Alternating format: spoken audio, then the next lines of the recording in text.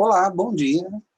Nós estamos aqui para mais uma aula da nossa Escola Bíblica Dominical e quero, nesse instante, convidá-lo. Nós estamos aqui na Escola Bíblica Dominical online, virtual, da Igreja Presbiteriana Luz do Mundo, e nós estamos dentro da série No Princípio, um estudo do livro de Gênesis, um estudo literário, um estudo exegético, um estudo teológico deste livro. Estamos no capítulo 3, já estudamos os 2 primeiros capítulos em 4 estudos, esse é o 5º, se eu não me engano. Então, é o 5º ao 6º, depois eu vou verificar direitinho e vou colocar os números nos lugares certinhos.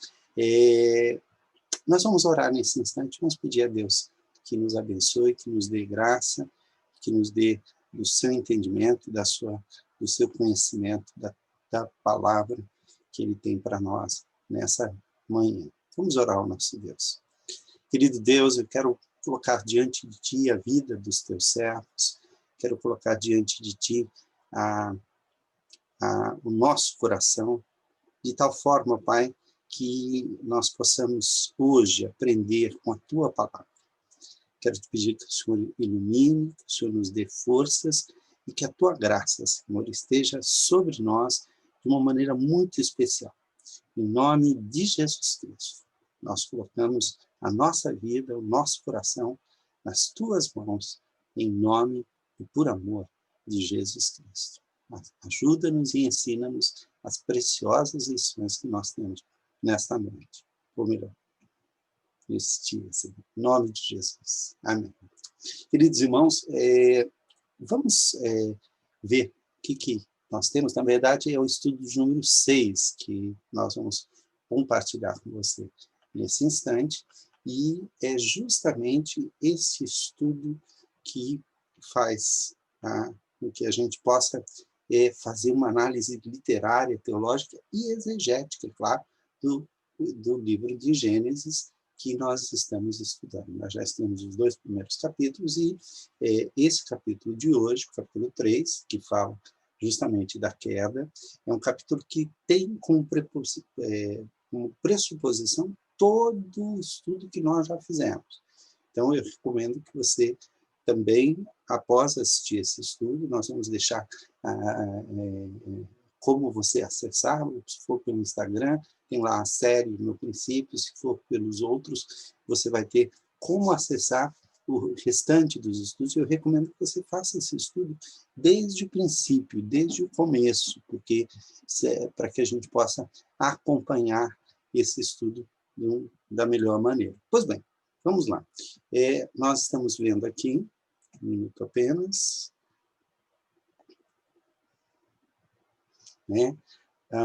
a entrada do pecado no mundo, como o pecado, no princípio, como é que o livro de Gênesis nos introduz a esse assunto. Para a gente poder entender isso, a gente tem que começar a compreender que Deus havia preparado um reino, havia preparado um cosmos, havia preparado os céus e a terra, que é um equivalente hebraico da palavra cosmos, que inclui o universo. Nós podemos pensar na mentalidade dos que leram, em primeiro lugar, esse texto. A ideia era tudo que existe e que está visível ou invisível, mas envolve principalmente as coisas criadas. Não está se falando ainda da criação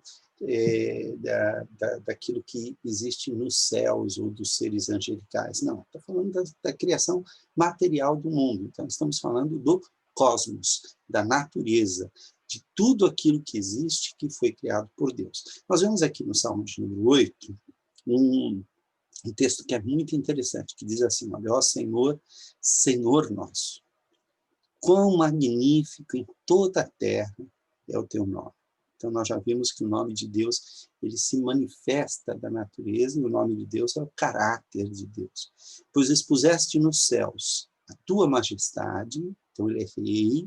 E da boca dos pequeninos e crianças de peito suscitaste força, quer dizer, tanto no macro, no incomensuravelmente grande, como naquilo que é muito pequeno e parece que é incomensuravelmente pequeno diante da natureza, por causa dos adversários, para fazer emudecer o inimigo e o vingador. Quer dizer, a ação de Deus vai desde o macro até o micro, desde o micro, o nano, até o astronômico, até aquilo que é excepcionalmente grande. Quando eu contemplo os teus céus, quer dizer, tudo que fizestes, a obra das tuas mãos, a lua e as estrelas que estabeleceste, pergunto, né, aqui a gente tem uma metonímia, quando a gente fala assim, contempla os teus céus, as obras das tuas mãos, a lua e as estrelas, não é só estas coisas que me fazem levar à reflexão, é tudo que existe, tudo que existe. Que é o homem que dele te lembres? E o filho do homem que o visites? Fizeste, no entanto, por um pouco menor do que Deus. Notem que o Salmo está dizendo que na hierarquia das coisas o ser humano está logo abaixo de Deus. Algumas versões tentam colocar os anjos aqui, mas a melhor tradução é justamente essa, que abaixo de Deus, na ordem da criação, quer dizer, na regência da criação, está o homem. E de glória e de honra o coroaste, o homem, o ser humano. Deste-lhe domínio sobre as obras das tuas mãos, tudo, as estrelas, tudo. E sob seus pés, tudo lhe puseste. Ovelhas e bois todos, e também os animais do campo, e as aves do céu, e os peixes do mar, e tudo que percorre as sendas dos mares. Então, note que você tem um reflexo de Gênesis 1 sendo colocado aqui e mostrando que tudo aquilo que foi criado para que o homem exercesse domínio e estivesse dominando sobre essas coisas. E tudo que percorre as sendas dos mares. Ó Senhor, Senhor nosso, quão magnífico em toda a terra é o teu nome. Então, nós temos aqui a ideia de um reino criado por um Deus, que é o Senhor de todas as coisas. A gente já viu que os dois relatos de criação que aparecem em Gênesis 1 e Gênesis 2, eles nos mostram muitas coisas acerca de Deus, acerca da criação, acerca do homem, mas esses dois relatos, de certa forma, confrontam os relatos mitológicos acadianos, babilônicos, egípcios, toda a concepção do fértil crescente, daquela região, sobre como as coisas vieram a existir, é confrontada pelo livro de Gênesis, principalmente por um aspecto. Nestes mitos, são deuses primordiais que brigam entre si, lutam entre si, e a Terra vai se formando dessa luta, dessa briga de vários deuses. No Gênesis, nós temos um único Deus que é criador, que está acima de todas as coisas, e os nomes das coisas que são descritas lembram os nomes das mitologias, mas tiram toda a pessoalidade, toda a divindade, toda a capacidade de relacionamento desses seres primordiais e os transformam simplesmente em coisas, em criações. É a criação de Deus, e acabou. Mas uma coisa muito interessante que me chama a atenção, por exemplo, no Enuma Elish. Enuma Elish é um relato acadiano da criação conforme a mitologia babilônica antiga, conforme a mitologia acadiana, e que diz que os seres humanos foram criados na mistura do barro com o sangue de um deus que tinha sido proscrito. Portanto, existe uma matéria divina e uma matéria natural da natureza, parecido com o Gênesis, mas há uma diferença. Os seres humanos foram criados como escravos dos deuses, para servir os deuses e serem e poderem criar o alimento, cuidar da terra para os deuses, enquanto os deuses que não queriam trabalhar mais ficam descansando. No Gênesis, não. No Gênesis, o ser humano é criado com uma dignidade de estar logo abaixo de Deus, como regente da criação juntamente com Deus. Deus vai reger a criação através do ser humano. Por isso nós podemos dizer que Deus criou o seu reino e colocou nele o seu administrador, um casal administrador. Um casal que juntos deveriam administrar a natureza que Deus criou. Para quê?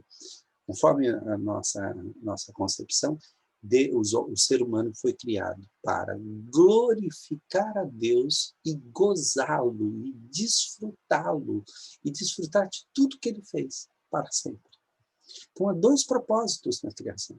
Em primeiro lugar, glorificar a Deus, porque ao glorificar a Deus, o homem se torna plenamente humano, a imagem de Deus se torna perfeitamente visível no ser humano.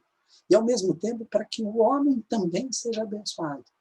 O ser humano não foi criado como escravo dos deuses. Ele não foi criado simplesmente para ser um boneco nas mãos dos deuses.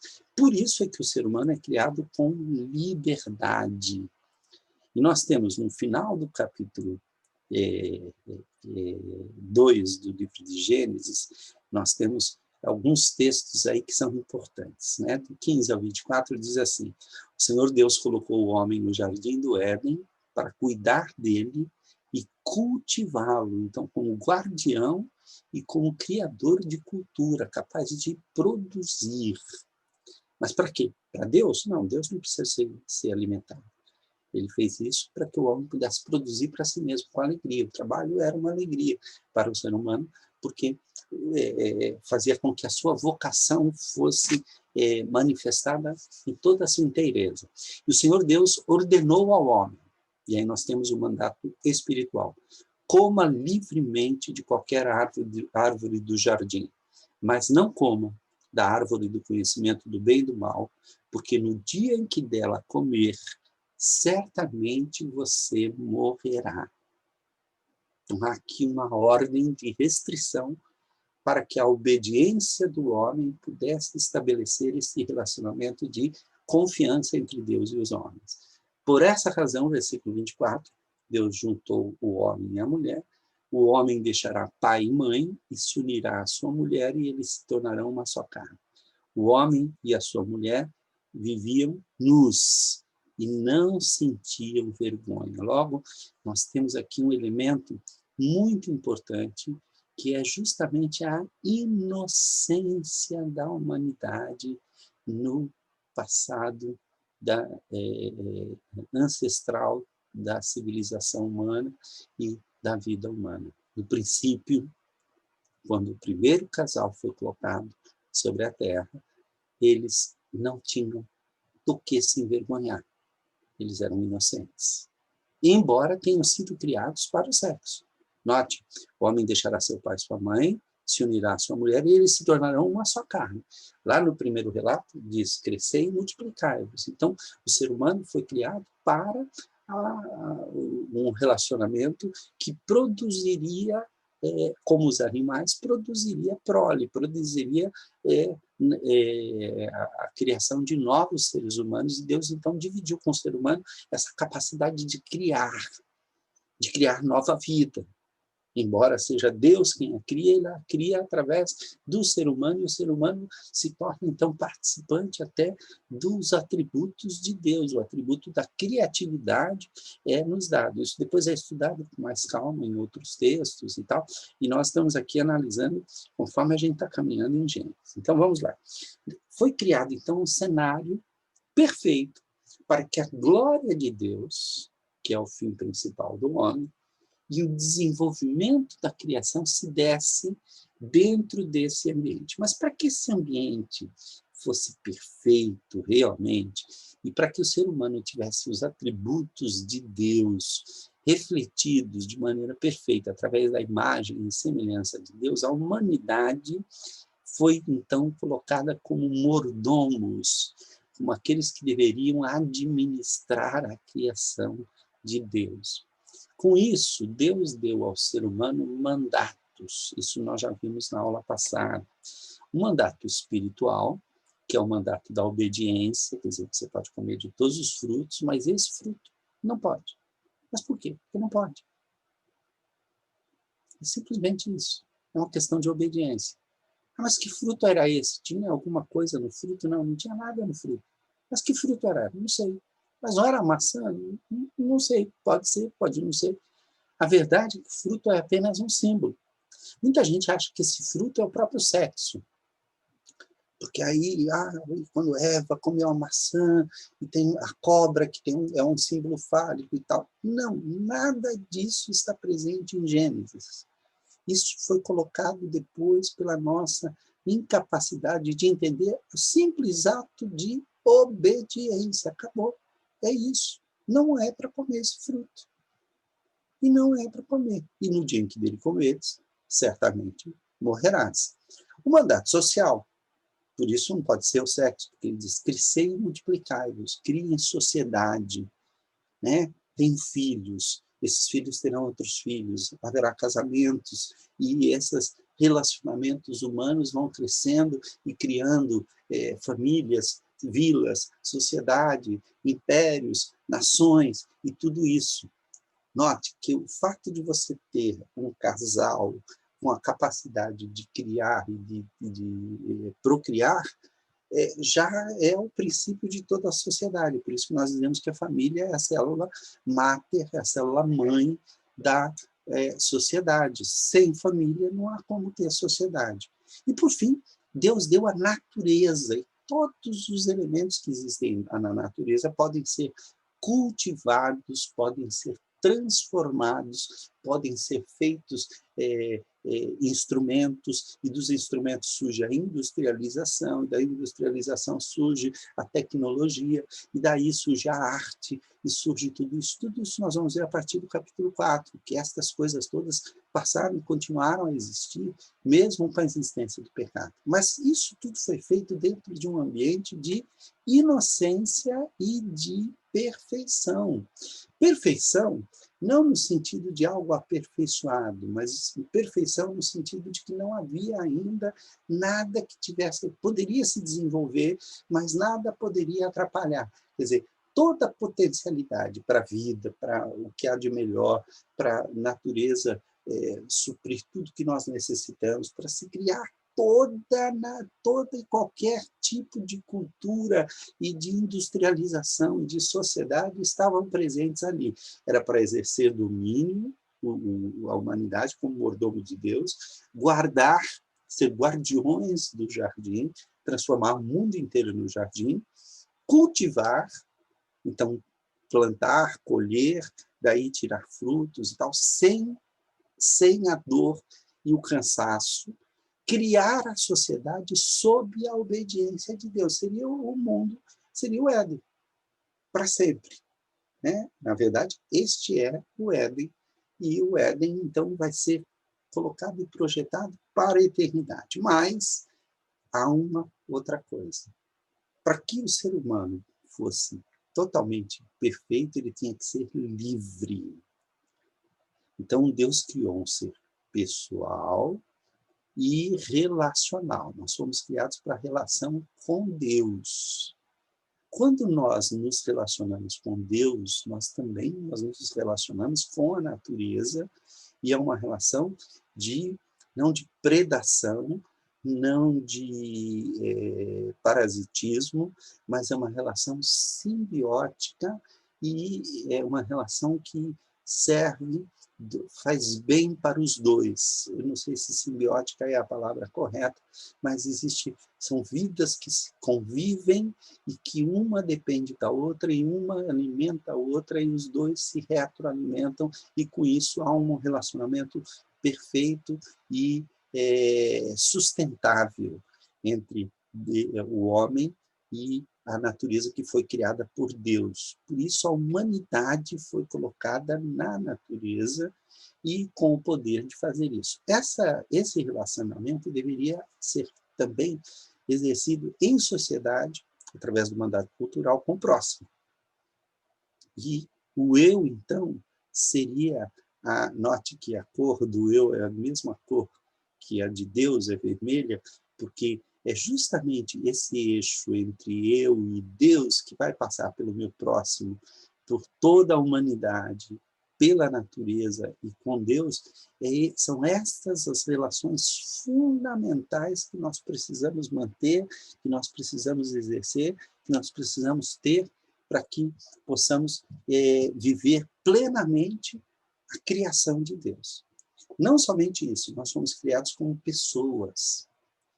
E pessoas, notem, quando a gente fala na língua portuguesa, a gente fala de 3 pessoas do discurso, né? Para que haja comunicação, é preciso que haja 3 pessoas do discurso. Eu, tu e ele. Então, eu e Deus, este meu relacionamento entre eu e Deus tem que ser um relacionamento pessoal. Eu tenho que olhar para Deus e Deus olhar para mim e ter uma relação, um relacionamento de pessoalidade entre nós. Eu e o meu próximo, que se torna o tu da relação, e eu sou o tu dele.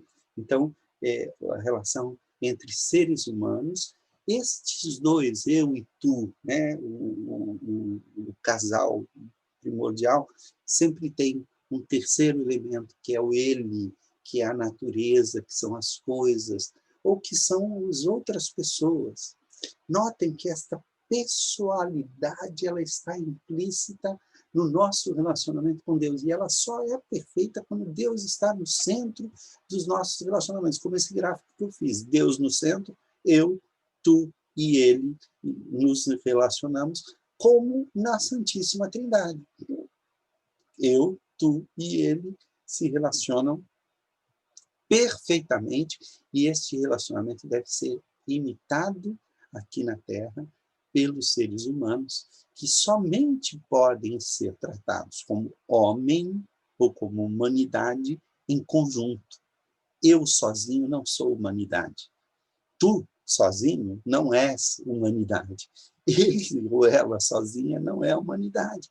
E essa humanidade engloba também a natureza, porque a natureza é que nos faz humanos, no sentido de que nós estamos inseridos nela, dela nós tiramos o nosso sustento, nela nós trabalhamos, nela nós nos movemos e existimos, e por causa disso, a natureza é muito importante em todo esse relacionamento, que foi criado para ser perfeito. Então, essa natureza que eu estou falando é a natureza das coisas criadas, mas existe dentro de nós uma outra natureza, a natureza humana. A natureza humana foi criada inocente, estavam nus, não se envergonhavam, foi criada com liberdade, liberdade até de rejeitar o seu Criador. Foi criada com poder, autoridade para mexer na natureza, para agir, para criar, para transformar, para mudar. Ela foi dotada também de criatividade, um poder, um atributo divino. Deus nos criou para sermos criativos. E sermos criativos significa que nós temos uma capacidade derivada de criação dada por Deus. Essa natureza também foi criada para a espiritualidade, por isso nós precisamos obedecer a Deus, porque obedecendo a Deus nós seremos felizes. Essa natureza também foi criada para produzir outras coisas, produzir cultura. E cultura aqui é tudo que se faz, é tudo que se fabrica, é tudo que o ser humano tem capacidade, é a música, é a escrita, é a história, é a memória, é tudo isso. E, por fim, a capacidade de viver em sociedade. Acontece que essa natureza, que deveria ser, né, toda perfeita, né, você vê aí todos trabalhando no mundo, o mundo sendo desenvolvido, né, regado, água suficiente, a alegria de trabalhar, de estar juntos, de viver em sociedade, tudo isso foi quebrado quando nós encontramos este capítulo 3. Capítulo 3, lembrem-se que o capítulo 2 terminou que o homem e a sua esposa estavam nus, não se envergonhavam, então nós temos ali tudo perfeito. Então agora vamos viver, vamos transformar o mundo, vamos fazer deste mundo o nosso lar, vamos fazer dessa natureza que Deus criou, vamos tirar todos os recursos que for possível, de uma maneira que seja sustentável, vamos usar esses recursos de uma maneira racional, sob a direção de Deus, e vamos viver a eternidade com Deus neste mundo criado por Deus. Inclusive, eu tenho uma teoria muito, até um pouco polêmica, eu creio, eu fico perguntando assim, o Salmo 8 me faz pensar nisso, né? Natureza, o céu, tanto espaço nesse universo e tal, e Deus mandou a gente crescer e multiplicar. Como a morte não estava incluída na perspectiva do ser humano, o ser humano não foi criado para morrer, em quanto tempo a gente encheria a Terra? E quando enchesse a Terra, o que quer fazer? Eu tenho a impressão, meus irmãos, que Deus criou esse universo inteiro para a gente se expandir, para a gente fazer com que esse universo inteiro seja habitado pelo ser humano. Se porventura houver vida em outros planetas, a gente não sabe se há ou não, não há nada na Bíblia ou evidências a favor ou contrárias de que haja vida em outros planetas, né? Tem gente que diz, puxa, um universo tão grande desse é um desperdício não ter vida, né? Mas se houvesse, nós iríamos aprender a nos relacionar e aprender a conhecer, sabe aquelas coisas que a gente vê em ficção, né? Os planetas todos unidos, uma harmonia universal e tal, quem escreve muito sobre isso é o C.S. Lewis, na trilogia espacial, ele faz uma análise fantástica e perfeitamente teológica. Será que Deus não tinha em mente nos colocar nesse universo para, junto com ele, nos desenvolvemos e crescemos e aprendemos e crescemos e desenvolvemos cada vez mais a nossa inteligência, o conhecimento humano? Quanta coisa existe para ser aprendida! Então Deus criou um universo com capacidade ilimitada, mas alguma coisa atrapalhou esse relacionamento original. Olha aqui, ora, estou lendo aqui na versão internacional. Ora, a serpente era o mais astuto de todos os animais. Aqui é interessante, porque existe um trocadilho, né? A última frase do capítulo 2, que diz assim, o homem e a mulher estavam nus. A palavra nus é harumim, no plural. E a palavra astuto é harum também. São palavras com etimologia muito próxima e que uma lembra a outra. Então, contrastando com a inocência humana, havia a astúcia da serpente. Depois nós vamos ver essa ideia da serpente nos cultos e tal. A serpente era um dos seres primordiais que, segundo os mitos, dá origem ao dragão e a tudo isso. Mas aqui nós temos simplesmente a natureza, e parece que no meio da natureza alguém, não se sabe o que, ainda não se falou da criação de anjos, não se falou de queda, não se falou de nada, mas alguma coisa havia na serpente que a fazia mais astuta do que todos os animais selvagens que o Senhor Deus tinha feito. Ela perguntou à mulher, foi isto mesmo que Deus disse? Não comam de nenhum fruto das árvores do jardim, quer dizer, vocês estão proibidos de comer fruto das árvores do jardim? Poxa, a natureza é tão bonita dessa, vocês não podem comer? Respondeu a mulher à serpente, podemos comer do fruto das árvores do jardim. Mas Deus disse, não comam do fruto da árvore que está no meio do jardim, nem toquem nele, do contrário vocês morrerão. A impressão que a gente dá é que alguma coisa se abalou aqui na mulher, porque ela acrescentou algo à ordem de Deus. Deus não disse que não podia tocar. Deus disse que não podia comer. Mas é mais seguro, né? Já que não pode comer, é melhor não tocar. Então é melhor nem chegar perto, né? Só que, ao fazer isso, ao mudar a ordem de Deus, a gente abre brechas para que entre um outro elemento, que é um elemento que vai aparecer muito no Novo Testamento, que é a hipocrisia. Quando você quer reforçar a ordem de Deus, você cria uma espécie assim de hipocrisia. né? Não posso comer nem tocar. Não, tocar pode, não tem problema. Mas aí, como se abriu essa brecha, olha como é que continua aqui, né? Disse a serpente à mulher, certamente não morrerão. Deus sabe que no dia em que dela comerem, seus olhos se abrirão e vocês, como Deus, serão conhecedores do bem e do mal.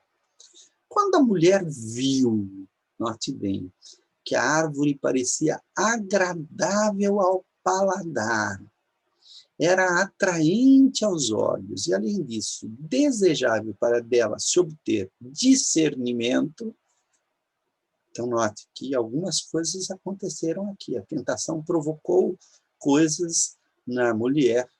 Ela tomou do fruto, comeu-a e o deu a seu marido, que comeu também. Aparentemente, o ato dela comer e dar ao marido, que comeu também, foi contínuo, logo em seguida, como se o homem estivesse ali observando a conversa e estivesse ali quietinho, não falando nada. Ok?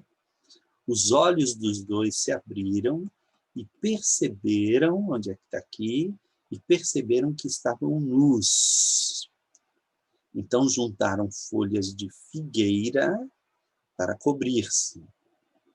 Ouvindo o homem e a sua mulher os passos do Senhor Deus, que andava pelo jardim, quando soprava a brisa do dia, esconderam-se da presença do Senhor Deus entre as árvores do jardim. Mas o Senhor Deus chamou o homem, perguntando, onde está você? E ele respondeu, ouvi teus passos no jardim e fiquei com medo, porque estava nu. Por isso me escondi. Note que a inocência já foi embora, né? Por quê? Agora eu tenho vergonha, porque eu estou nu. E Deus perguntou, quem lhe disse que você estava nu? Você comeu do fruto do qual lhe proibi comer?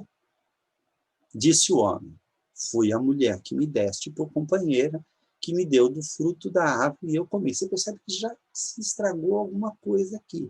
Aquilo que era para ser um relacionamento de amor, de cumplicidade e tal, já virou assim, ó, a mulher que o Senhor me deu. Então, são duas acusações aqui. A mulher me deu do fruto, mas quem me deu a mulher foi o Senhor. Então, né? Note que já existe aqui a falta da inocência primordial, a falta daquele amor sincero. Já estou querendo me livrar, já estou querendo achar culpado para as coisas erradas que eu fiz. Então, foi a mulher que me deste por companheira, que me deu do fruto da árvore, e eu comi. O Senhor Deus perguntou então à mulher, o que foi que você fez? Respondeu a mulher, a serpente me enganou, e eu comi. Então, já colocou a culpa num elemento da natureza. Né? O Senhor Deus perguntou, note, cada um deles não assumiu a sua culpa. O único que teve que assumir aqui foi a serpente, porque ela não teve nem direito à palavra. O Senhor Deus respondeu à mulher, né? A serpente me enganou e eu comi. Então, o Senhor Deus declarou à serpente, uma vez que você fez isso, maldita é você entre todos os rebanhos domésticos e entre todos os animais selvagens. Sobre o seu ventre você rastejará e pó comerá todos os dias da sua vida. Porém, inimizade entre você e a mulher, entre a sua descendência e a descendência dela, né? A palavra melhor aqui é semente, entre a sua semente e a semente dela, este descendente, né, esta semente, lhe ferirá a cabeça e você lhe ferirá o calcanhar. Depois ele disse à mulher, a mulher declarou, multiplicarei grandemente o seu sofrimento na gravidez, com sofrimento você dará à luz filhos. O seu desejo será para o seu marido e ele a dominará. E ao homem declarou, visto que você deu ouvidos à sua mulher e comeu do fruto da árvore, da qual eu lhe ordenara que não comesse, maldita é a terra por sua causa. Com sofrimento você se alimentará dela todos os dias da sua vida. Ela lhe dará espinhos e ervas daninhas e você terá que alimentar-se das plantas do campo. Com o suor do seu rosto você comerá o seu pão, até que volte à terra, visto que dela foste tirado, porque você é pó, e ao pó voltará. Adão, deu a sua mulher o nome de Eva, pois ela seria mãe de toda a humanidade. O Senhor Deus fez roupas de pele, com elas vestiu Adão e a sua mulher. Então disse o Senhor Deus: agora o homem se tornou como um de nós, conhecendo o bem e o mal. Não se deve, pois, permitir que ele tome também do fruto da árvore da vida e o coma, e viva para sempre. Por isso o Senhor Deus o mandou embora do jardim do Éden para cultivar o solo do qual fora tirado, e depois de expulsar o homem, colocou a leste do jardim do Éden querubins e uma espada flamejante que se movia guardando o caminho para a árvore da vida. A gente não vai dar tempo para a gente ver tudo sobre esse texto, inclusive essa questão da cobra, de onde vem esse simbolismo, se é real ou não. O que eu quero nessa aula é já entrar direto na teologia e na análise literária desse texto. Note bem, o homem foi projetado com inocência, com liberdade, com poder, com criatividade, com espiritualidade, com cultura e com a capacidade de viver em sociedade e viver bem. Mas isso se rompeu. A causa disso é o pecado original. O pecado original é justamente aquele momento que a serpente disse à mulher: é certo que não morrereis. Com isso, ela provocou, ela tentou a mulher, porque Deus sabe que no dia em que dele comerdes do fruto, se vos abrirão os olhos, e como Deus sereis conhecedores do bem e do mal. Vendo a mulher que a árvore era boa para comer, então mexeu com os sentidos, agradável aos olhos, mexeu com a cobiça, desejável para dar entendimento, mexeu com o orgulho, com a soberba. Tomou-lhe do fruto, comeu e deu também ao marido, e ele comeu. É nesse momento em que os dois comem que o pecado se concretiza. Até então, é tentação. Se eles tivessem resistido, certo? Não, sentiu tudo isso, olha, é desejável, parece gostoso, está me dando vontade de comer, eu tenho vontade de conhecer as coisas, mas Deus diz para não comer. Não teriam cometido o pecado original, não teriam quebrado o mandato espiritual. É no momento em que se desobedece que o pecado entra no mundo. E é interessante porque esse é o mecanismo da tentação.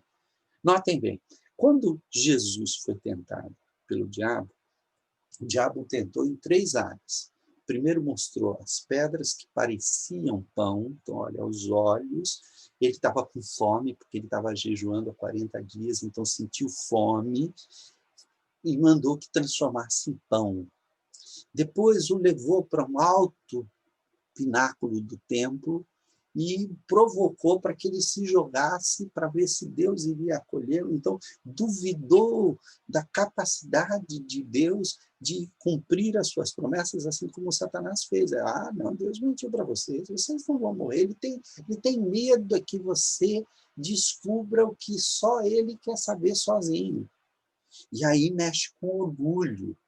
Você já imaginou Jesus pulando do pináculo do templo e toda a multidão vendo os anjos vindo segurá-lo? Pronto, estava resolvido. Jesus seria aclamado como o rei da terra. Em terceiro lugar, Satanás mostrou todos os reinos do mundo e provocou, indicou para Jesus um caminho mais fácil dele dominar sobre todos os reinos do mundo. Então, notem bem, há 3 elementos aí. Existe um desejo forte da carne, que é do corpo humano, da natureza humana, existe um desejo forte da cobiça dos olhos, e existe um desejo forte da soberba. Só que no caso de Jesus, ele não caiu na mesma tentação. A tentação que Satanás, a serpente, fez com Eva e com Adão, que estava ali, e que viu provavelmente tudo isso, todas as coisas que passaram pelo coração de Eva também passaram pelo coração de Adão. A mesma tentação ele fez com Jesus Cristo, que era o segundo Adão. Só que a diferença é que o segundo Adão não caiu. Ele não cedeu à tentação. Então, o primeiro Adão e a primeira Eva poderiam não ter cedido à tentação. Outra coisa é que esses três elementos são depois relembrados pelo apóstolo João. Olha o que diz aqui. Porque tudo que há no mundo, que são a concupiscência da carne, que é o desejo forte da natureza humana, pela comida, pelo sexo, pelo prazer, pelo descanso, tudo aquilo que é lícito, mas que quando é exacerbado pode ser pecaminoso. A concupiscência dos olhos, a cobiça, o querer, o olhar, é o ver, o desejar, é o sentir o cheiro, é deixar que o desejo seja corrompido. E a soberba da vida, quer dizer, querer ser mais do que é, não procede do Pai, mas procede do mundo. Esses são os três elementos da tentação. A concupiscência da carne, a concupiscência dos olhos e a soberba da vida. A palavra concupiscência significa desejo quase que irresistível. Depois da queda, esse desejo praticamente nos domina, nós não conseguimos lutar contra ele, a não ser com a ação do Espírito Santo, que a gente vai entender depois quando entrar a graça comum, para nos impedir de que sejamos totalmente destruídos. Então, note, quais são os resultados do pecado? O resultado do pecado é a morte. O salário do pecado é a morte. Mas note bem, a morte espiritual, em primeiro lugar. O que é a morte espiritual? No dia em que Adão e Eva comeram do fruto proibido, eles não morreram fisicamente. Morte é separação. Então, no dia em que eles comeram, eles morreram espiritualmente, que é a separação entre o homem e Deus. Ele já não conseguia mais ficar na presença de Deus. Ele quis fugir da presença de Deus. E tentou se esconder da presença de Deus. A separação entre homens e homens. Notem que a primeira coisa que Adão fez foi acusar a mulher, que era a companheira dele. Ele a traiu. O que aconteceu? Não, ela que me deu. Eu quis se livrar da culpa. A morte espiritual implica também nessa separação entre os seres humanos. A morte espiritual implica na separação com a natureza, porque a partir daí, olha, a natureza passou a produzir cardos, abrolhos, passou a ser difícil de ser trabalhada, você vai extrair cultura dali, você vai cultivar sim, mas vai cultivar e ganhar o teu pão com o suor do teu rosto. A terra vai lutar contra você, e você vai ter que lutar contra a terra. A mulher, o que era natural, que era o nascimento de filhos, agora vai ser com dor, vai ser com sofrimento. A própria serpente vai ter uma briga milenária entre a serpente, quer dizer, no caso é aquele que tomou posse da serpente para fazer dela instrumento. A natureza começa a se voltar contra o ser humano e o ser humano contra a natureza. E, ao mesmo tempo, o ser humano começou a separar-se de si mesmo. É aquela angústia existencial, aquele vazio que parece que falta alguma coisa na gente. Então, a morte espiritual instalou-se imediatamente. Mas Deus teve misericórdia e colocou um anjo na porta do jardim do Éden, para que o homem não entrasse no começo do fruto da árvore da vida. Por quê? Porque entrar e comer do fruto da árvore da vida seria entrar para a eternidade. Mas Deus impediu, Deus retardou a morte física para que houvesse chance de salvação. Então, olha só, a morte espiritual é resultado do pecado, a morte física é resultado do pecado, que é a separação entre o pó da terra e o sopro de Deus, que foi dado lá no capítulo 2. O sopro, o pó, né, o espírito volte a Deus que o deu, e o pó volte à terra como era. É a morte física, é a separação daquilo que é espiritual, daquilo que é físico, e a dissolução da unidade humana. A morte física cessa, então, o nosso tempo de convivência aqui, onde ainda há chance para que a gente seja livre. Uma vez a morte física se estabelecendo entre nós, a morte espiritual se torna permanente e se transforma na morte eterna, que aí será a separação definitiva de tudo que é bom. Então, note que Deus, neste momento, estabeleceu que a graça comum iria se interpor entre o homem e os resultados do seu pecado. Se o homem morresse imediatamente, acabou tudo. O plano de Deus teria falhado e não haveria salvação para o ser humano.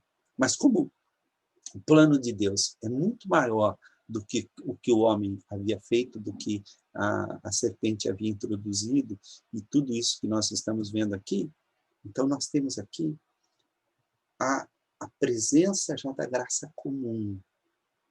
O anjo impedindo que o ser humano entrasse no jardim e comesse do fruto da árvore da vida, faria com que o ser humano se tornasse eterno, e aí a eternidade do pecado se estabeleceria pronto. Separação total de Deus por toda a eternidade, que é a morte eterna. Nós percebemos o seguinte, que Deus vai revertendo essas situações quando entra a história da salvação. Primeiro, ele nos ressuscita espiritualmente, que é o novo nascimento. Depois, ele nos dá a ressurreição física, que é quando Jesus voltar, e por isso nós teremos a vida eterna. Note, para a morte espiritual, ele criou a regeneração, o novo nascimento. Para a morte física, ele ressuscita eternamente. E para a morte eterna, ele tem a vida eterna, que ele vai dar a todo aquele que nele crê. Mais outra coisa, a corrupção da natureza humana mexeu com o livre-arbítrio, a liberdade do ser humano. O ser humano continua livre, mas houve uma mudança na liberdade. A liberdade antes da queda era o livre-arbítrio. O que é livre-arbítrio? É a liberdade de escolha, você podia escolher entre comer o fruto ou não comer, e a liberdade de seguir a escolha. Eu posso dizer, olha, não vou comer, e não vou comer.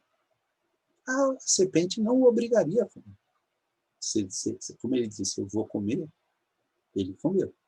Então, não se pode culpar a serpente pelo homem, pelo ser humano ter desobedecido. A desobediência foi o exercício do livre-arbítrio. Acontece que uma vez exercido o livre-arbítrio, olha só, o livre-arbítrio é escolher o bem e realizá-lo, ou escolher o mal e realizá-lo. Só que com o pecado, a gente perde o livre-arbítrio. O que isso significa? Como a nossa natureza se corrompe, a gente continua com liberdade de agir de acordo com a nossa natureza. Como a natureza era inocente, nós podíamos ir para a direita ou para a esquerda. Poderíamos fazer ou não fazer. Agora que a natureza corrompeu, a nossa tendência é para o mal. A nossa tendência é sempre para o lado errado, porque ela está corrompida.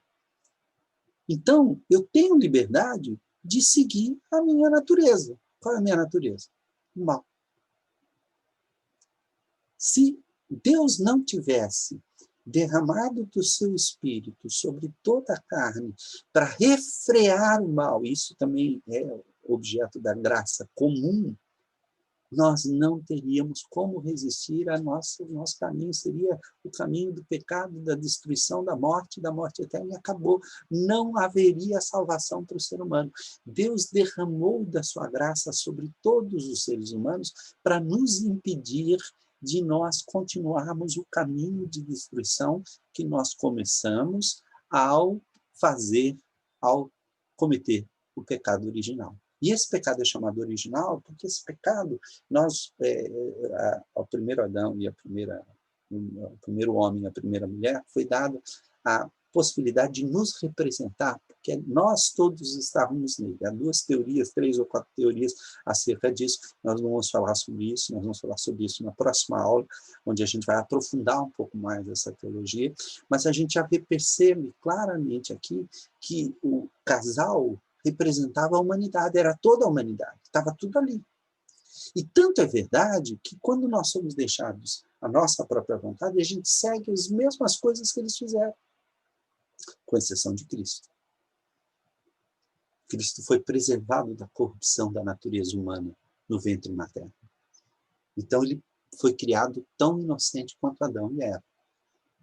E ele pôde resistir, ele voltou a ter livre-arbítrio, e dessa vez ele exerceu o livre-arbítrio bem, para o bem. Ele escolheu o bem e realizou. Nenhum outro ser humano seria capaz de fazer isso, porque todos se corromperam, porque a corrupção atingiu a todo o gênero humano. Olha só, o resultado do pecado, então, é a queda da nossa condição de inocentes para a condição de culpados. Nós passamos a ter culpa pela transgressão que foi feita, e essa transgressão foi feita por todo o gênero humano em Adão e Eva. Mas também essa corrupção causada na nossa natureza passa de pai para filho. Notem, pela culpa, nós somos totalmente incapazes de redenção. Nós não temos nada que possamos fazer para reverter esse processo. Por quê? Porque o salário do pecado é a morte.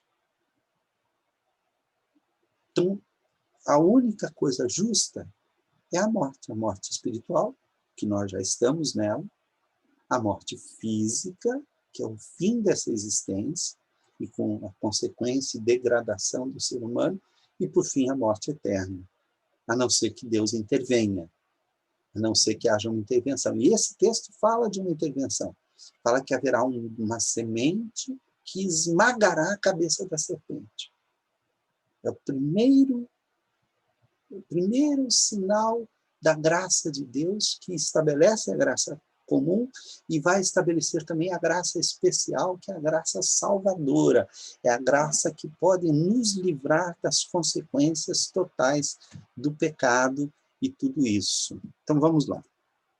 A natureza corrompida, então, ela está sendo influenciada pela concupiscência da carne, que é o desejo forte dessa natureza, que nos leva aos diversos pecados que são estabelecidos e proibidos nos 10 mandamentos e nas leis de Deus, nos leva à concupiscência dos olhos, que tem a ver com a cobiça, com o desejo, com a imaginação, com a ideação, com o pensar sobre o pecado, com o planejar o pecado. Então, tem a ver com a cobiça, com a corrupção da vontade, e tem a ver com a soberba da vida, que é essa nossa incapacidade para a humildade. A gente quer ser o que a gente não é. É uma tentação pelo poder. É a tentação que o poder exerce sobre nós. Pois bem, meus irmãos, é muita coisa para a gente assimilar. Eu sei disso. Eu sei que nós temos ainda muita coisa para conversar, para estudar, e eu quero te convidar para que nós continuemos esse estudo. Semana que vem nós vamos pegar esse mesmo texto, só que agora com outros aspectos. Vamos ver essa questão de, mas é verdade, a cobra tinha perna, ela tinha braços, como é que é isso? O que a cobra fez de errado? Por que a cobra agora tem que comer pó? Como é que significa isso, comer pó? Nós vamos fazer uma análise mais literária e mais exegética do texto, e que eu precisava dar toda essa teologia do texto, para que você tenha em mente que é essa a finalidade desse texto, é mostrar que aquilo que Deus criou para ser perfeito, aquilo que o cosmos que foi criado por Deus, os céus e a terra, que foram criados por Deus, para serem administrados por Deus através dos seres humanos, e vivemos em harmonia com os animais, com a natureza, com tudo que existe. Tanto é que a reversão disso vai dizer que o lobo habitará com o cordeiro, o leão e é uma menina, e tudo isso é a reversão de todo esse aspecto. Esta concepção é a maneira que Deus encontrou para ensinar as consequências do pecado e por que o ser humano se afastou de Deus e o porquê da morte ter entrado na vida humana e ter causado a destruição.